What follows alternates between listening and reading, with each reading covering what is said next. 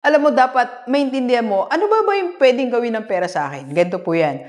Noong araw, pag nagkapera tayo, ang isang purpose ng pera na alam lang natin, gastusin. Tama? Alam nyo, matagal ko po yung naging mindset eh. Hanggang naging 40 years old ako. Akala ko lahat ng sweldo ko, ang purpose lang yan, magbayad ng bills, bigay sa nanay ko, sa tatay ko, tapos gastusin na. Pero, we can make money work for us.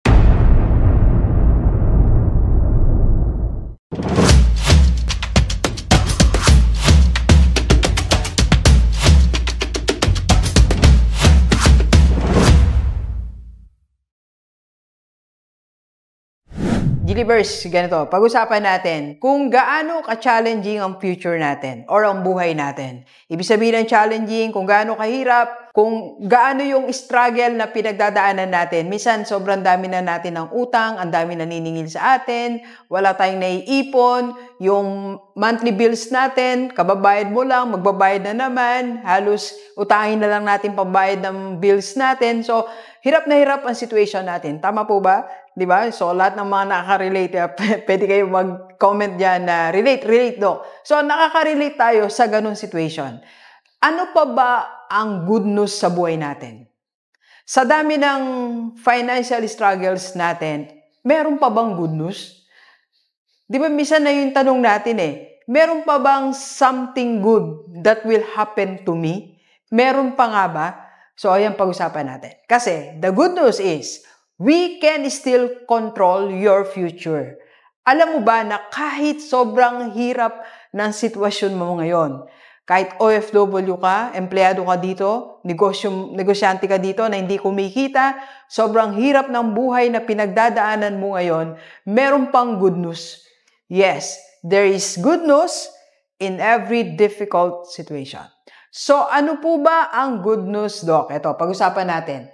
The good news is, you can still control your future. Kahit mahirap yan, para kang gumagapang na lang sabi nga, gumapang ka sa lusak, di ba? O gumagapang tayo sa hirap ng buhay, still we can control our future. Kaya mo pa rin kontrolin ang future mo. Dok, paano ko makokontrol ang future ko? Hirap na nga ako.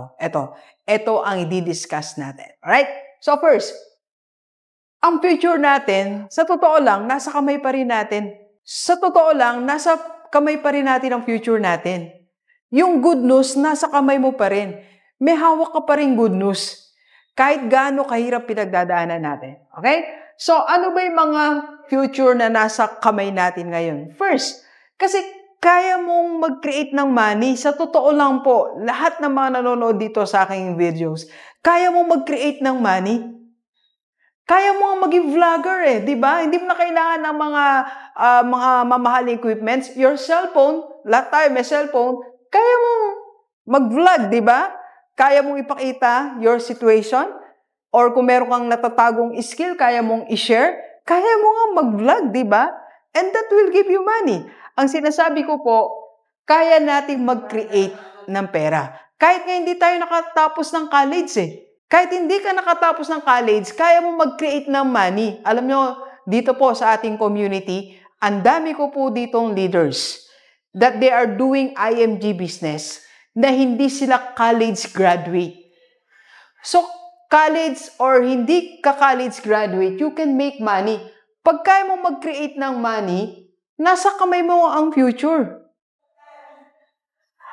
Ang daling magbenta online. Ang dali pong mag-alok sa kapitbahay ng any product natin. So, there's no reason para hindi tayo makakreate ng money. Kaya mo mag-create ng money. And kaya mo mag-save ng money. Sa totoo lang. Pag naging seryoso tayo sa pag-iipon, kaya mo po, yung bata nga nakakaipon Inuutang lang nung nanay. Tama ba? Yung batang tinitipid ng piso-piso, 5 piso yung pera niya, nag-iipon siya.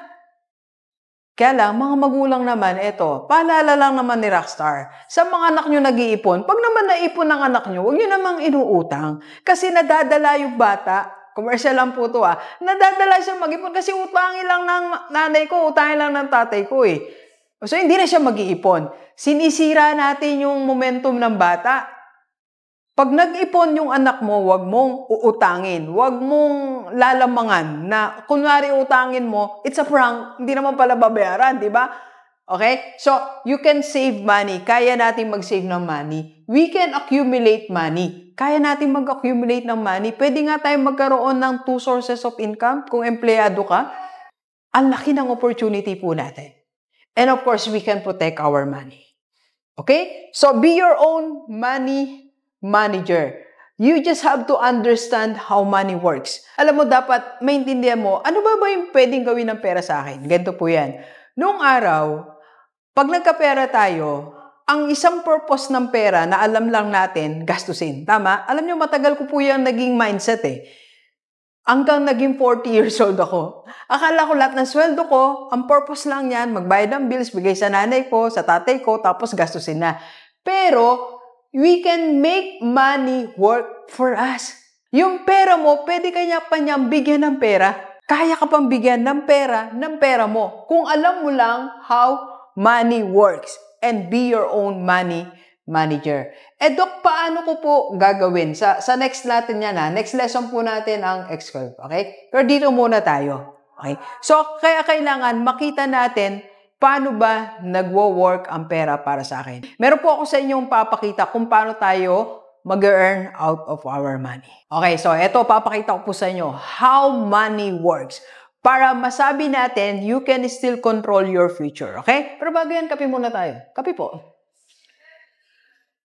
So ngayon po, nasa La Paz Tarlac tayo. Nag-free seminar tayo sa ating community, IMG Rockstar Tarlac and Pampanga. Nag-combine kami and nag-discuss tayo about these things. So if you want to attend our next face-to-face seminar, umiikot po kami sa buong Pilipinas. Mag-PM lang kayo sa personal FB ni Doc. Ayan po ang aking personal FB. Kung anong province ka, mag-message ka lang po sa akin. And meron tayong webinar to know how money works. Ayan po ang aking personal FB.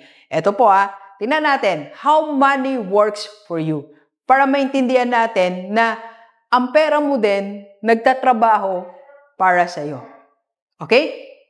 So, eto, the magic of compound interest. So, meron po kasi yan tatlo. Okay, pipili tayo dito. Na kung saan, ang pera natin pwedeng mag-interest, pwedeng 4%, pwedeng 8%, pwedeng 12%. So, ang tawag po dyan ay rule of 72. Ibig sabihin po, 72 divided by the number of interest of your money, yun po ang years to double your money. Kung 29 years old ka ngayon, meron ka 100,000. After 18 years, magdo-double yan, maging 200,000. Then, 65 years, mag-400,000. Pero kung nasa 8% interest po yan, every 9th year, nagdo-double ang pera mo. So, yung 100,000 mo, kung 29 years old ka, 38 ka pa lang, meron ka ng 200,000. Pagdating naman 47, meron kang 400,000 and yun. Okay? And last, 12%. Sa 12% po, kung ang pera mo ilalagay mo sa 12% interest, every 6 year, magdo-double ang pera mo. So, kung 29 ka, after plus 6 years, magiging 200,000. So, mas maganda, ilagay natin ang pera natin sa may 12% interest. That's the magic of compound interest and how money works.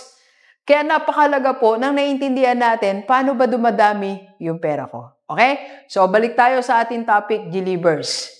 Kahit gaano kahirap ang pinagdadaanan natin, we can still control our future kung matututo lang tayo. Kung meron lang tayong financial education, financial literacy. Kaya nga, napakalaga po na dumadalo tayo sa mga pag-aaral. Dumadalo tayo sa mga webinars, seminars na libre na. Kagaya to, dito sa Tarlac, libre na po to. Meron pang pansit at suman.